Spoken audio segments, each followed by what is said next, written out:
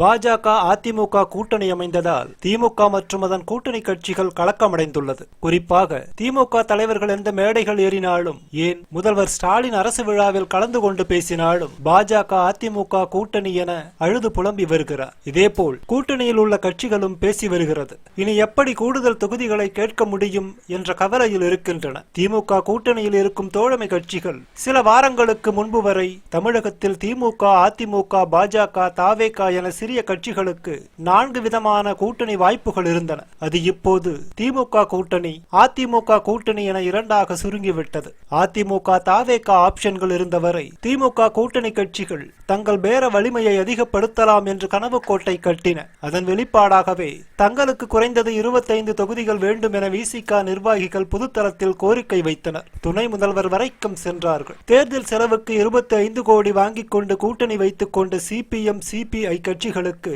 அவ்வப்போது திமுக ஆட்சியின் குறைபாடுகளை சுட்டிக்காட்டி அழுத்தம் கொடுத்தது பேரத்தை அதிகப்படுத்த நினைத்தார்கள். காங்கிரஸ் தரப்பிலும் கூடுதல் தொகுதிகள், கூட்டணி ஆட்சி போன்ற வார்த்தை தூண்டில்களை வீசி பார்த்து வருகிறார்கள். மதிமுகவும் மனதில் ஆசையோடு இருந்தது. 2019 மக்களவை தேர்தல் முதலே திமுக கூட்டணிக்கு கை கொடுத்து வரும் விசிக, சிபிஎம், சிபிஐ, மதிமுக ஆகிய கட்சிகளுக்கு 2021 சட்டமன்ற தேர்தலில் தலா 6 தொகுதிகளை மட்டுமே ஒதுக்கியது திமுக.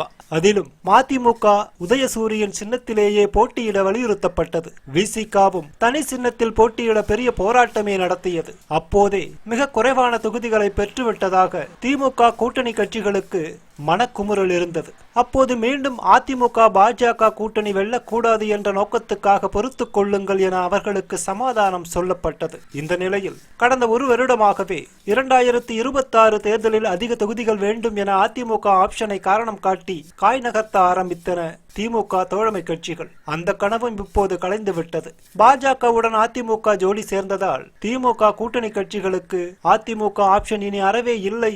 இன்னொரு வாய்ப்பென்றால் அது தாவேகாதான். ஆனாலும் அரசியலுக்கு புதியவரான விஜயை நம்பி ஆழம் பார்க்கும் தைரியம் யாருக்கும் இல்லை. அதனால் இவர்கள் முழுக்க முழுக்க திமுக கூட்டணியையே நம்பி இருக்க வேண்டிய சூழல் ஏற்பட்டுள்ளது. இதன் வெளிப்பாடாகவே கூட்டணி தர்மத்துக்காகவே பெரிய வாய்ப்புகளை தருவதாக சொன்ன அதிமுக தாவேகாவின் கூட்டணி அழைப்புகளை நிராகரித்தேன் என திருமாவளவன் பேசி வருகிறார். கடந்த காலங்களில் தேர்தல் இருக்கும் வரை கூட்டணி கணக்குகள் மாறிக்கொண்டே இருக்கும். அதனால் சிறிய கட்சிகள் பேர வலிமையின் மூலம் கூடுதல் தொகுதிகளை பெறும் சூழல் இருந்தது. தற்போது தேர்தலுக்கு 1 ஆண்டுக்கு முன்பே அதிமுக, பாஜக கூட்டணி அமைந்துவிட்டது. வரும் சட்டசபை தேர்தலில் 30 முதல் 40 சீட்டு பெற நினைக்கின்றனர் விசிக. அதற்காக நெருக்கடியை ஏற்படுத்தும் நோக்கில்தான் விஜய் கட்சியோடு உறவாடினார். திமுக எரிச்சல் அடைந்ததை அறிந்ததும் தற்போது கூட்டணிக்கான கதவை மூடிவிட்டதாக திருமாவளவன் சொல்கிறார். ஆனாலும் புறவாசல் வழியாக பேச்சு நடக்காதா என்ன என உளவுத்துறை ஸ்டாலினுக்கு தகவல் கொடுத்துள்ளது. இதை அறிந்த ஸ்டாலின்